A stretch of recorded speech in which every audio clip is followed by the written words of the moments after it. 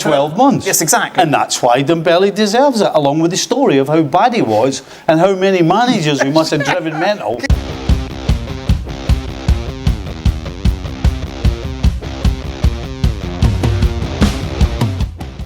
Begini pernyataan media ESPN Sport yang mengaku terkejut usai Timnas Indonesia U17 berhasil kalahkan sang juara Piala Asia U17 yaitu Timnas Uzbekistan U17 dengan skor 2-0 di Piala Kemerdekaan tahun 2025.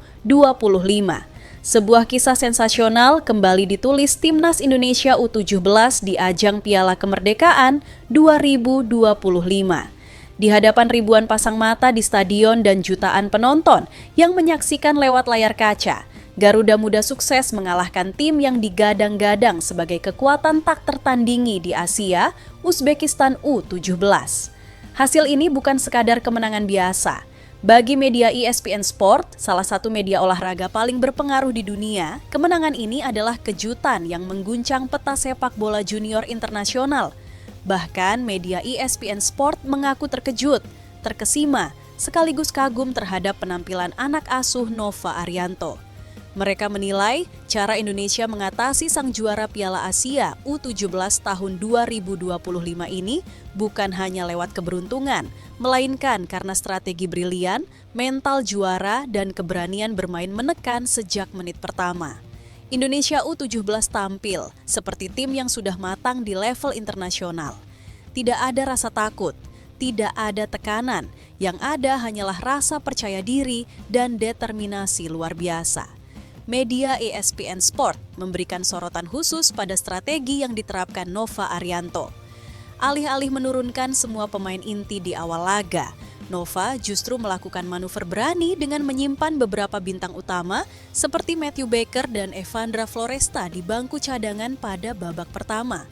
Keputusan itu awalnya membuat banyak orang mengernyitkan dahi. Bagaimana mungkin melawan juara Asia tanpa kekuatan penuh sejak awal? Namun, strategi ini terbukti sangat efektif. Pemain-pemain pelapis yang dipercaya justru tampil penuh semangat, seperti ingin membuktikan bahwa mereka juga layak bersaing di level tertinggi. Hasilnya, pada menit ke-17, Dimas Adi Prasetyo, penyerang lapis kedua, mencetak gol indah yang mengejutkan barisan pertahanan Uzbekistan. Gol ini menjadi simbol bahwa di Timnas U17 tidak ada istilah pemain inti dan pelapis.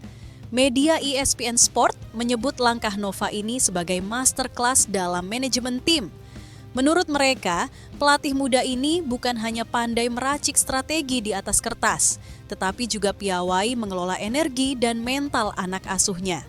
Bagi media ESPN Sport, ini adalah salah satu cerita paling dramatis di turnamen.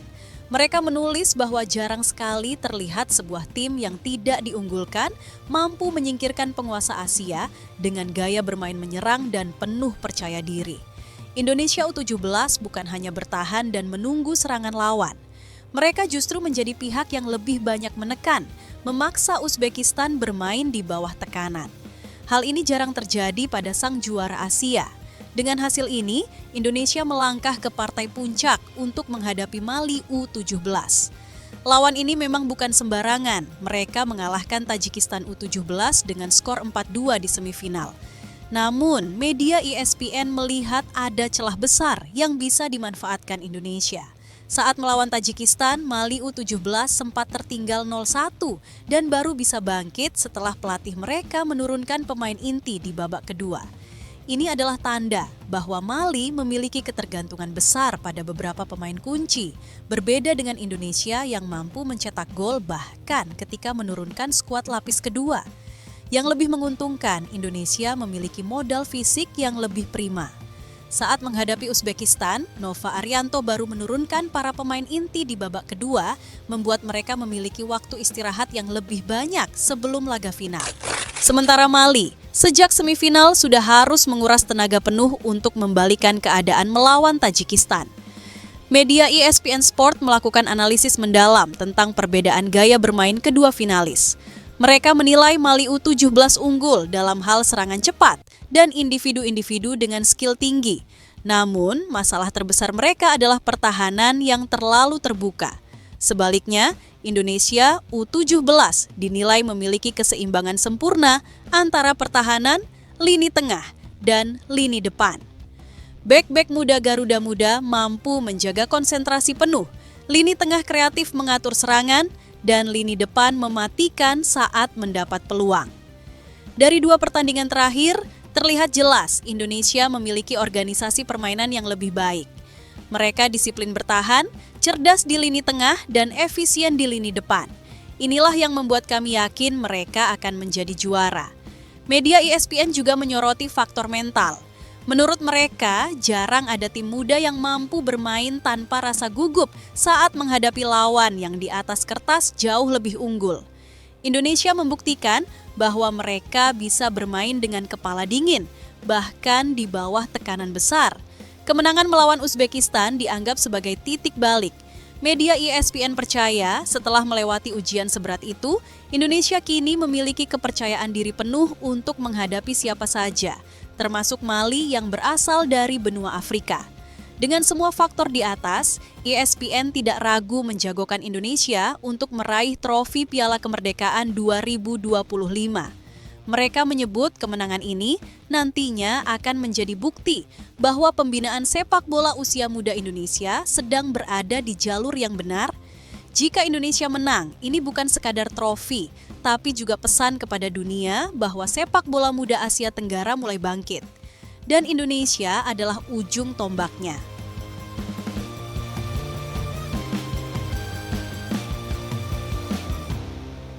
Berita kedua.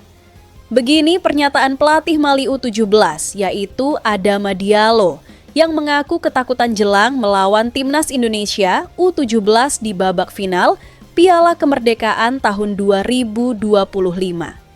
Ia mengaku sejak awal turnamen sudah memperhatikan perkembangan permainan anak-anak asuhan Nova Arianto, yang menurutnya tidak pernah bermain dengan pola yang sama 2 kali.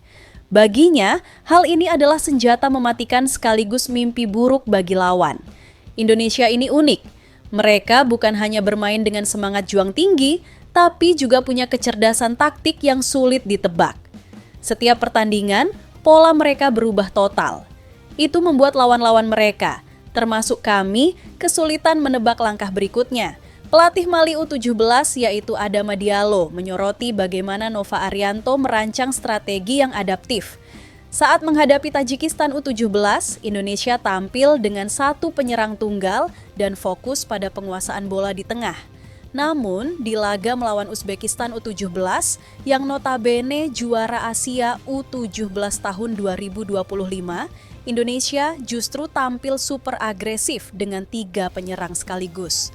Garuda Muda sukses melumat Uzbekistan dengan skor 2-0, sebuah kemenangan yang bahkan membuat media internasional terperangah. Ketika saya melihat laga itu, saya langsung tahu bahwa kami sedang bersiap menghadapi lawan yang benar-benar tidak bisa diprediksi. Saya bahkan menduga Nova akan menyiapkan skema baru lagi di final.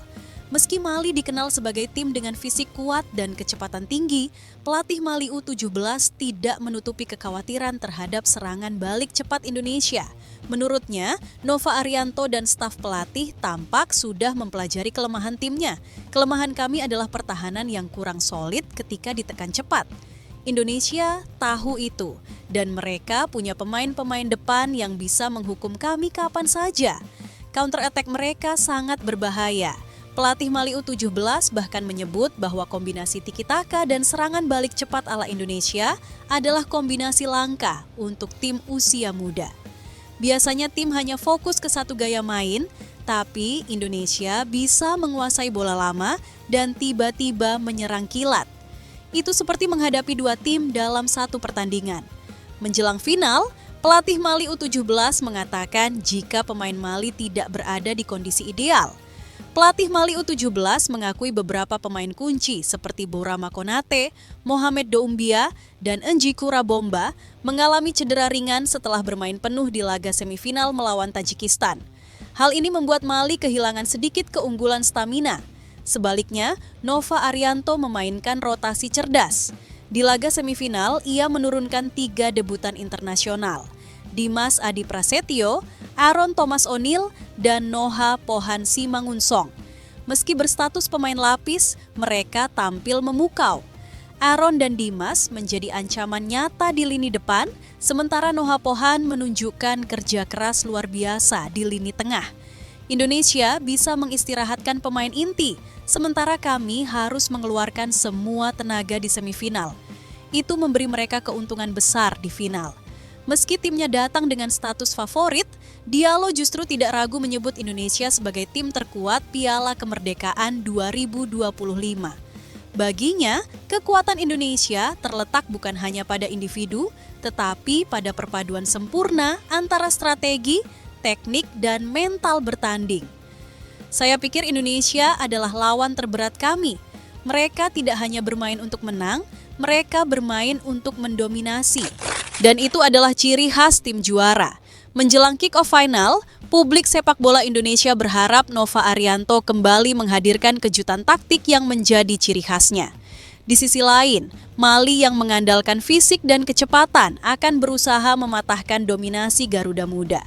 Di sisi lain, pelatih Mali juga menyoroti pernyataan tegas dari pelatih Timnas Indonesia U17, yaitu Nova Arianto. Di mana menurut Nova Arianto, kemenangan Timnas Indonesia U17 atas Uzbekistan U17 membuat pelatih Timnas Indonesia U17, Nova Arianto merasa senang. Ia merasa permainan Iputu Panji dan kawan-kawan mengalami peningkatan. Diketahui, pada laga perdana yang lalu, Timnas Indonesia U17 gagal meraih kemenangan. Mereka harus puas dengan skor 2-2 saat menghadapi Timnas Tajikistan U17. Secara umum, kami senang dan puas dengan penampilan anak Akan. Dari 2 laga yang sudah kami jalani di Piala Kemerdekaan ini, hasilnya cukup memuaskan. Meski demikian, Nova Arianto tidak menutup adanya ruang untuk Timnas Indonesia U17 berbenah. Sebab mereka disiapkan agar bisa tampil baik di Piala Dunia U17 2025.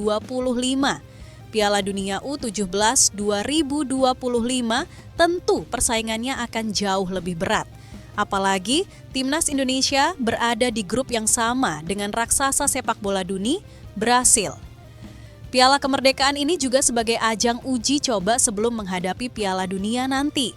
Makanya kami tekankan kepada semua pemain agar bermain maksimal di setiap laga. Saya yakin semua pemain bisa lebih berbenah agar bisa lebih baik lagi. Bahkan Nova Arianto mengatakan menghadapi Uzbekistan yang unggul secara individu tak membuat ciut nyali Nazril Alvaro dan kawan-kawan untuk bermain secara agresif. Sebelum gol yang dihasilkan Dimas Adi Prasetyo, Raffi Rashik melewatkan kesempatan 1-1 dengan kiper lawan dalam 3 menit pertama laga, di mana usahanya mencongkel bola masih melebar. Sebuah peluang dari Aaron O'Neil pada babak pertama juga membuktikan betapa beraninya pemain-pemain Timnas Indonesia U17 untuk menekan Uzbekistan yang unggul secara fisik. Kecepatan lini tengah dalam membaca permainan dan umpan-umpan kunci membuat Aaron hampir saya menggandakan keunggulan setelah melewati kiper Uzbekistan.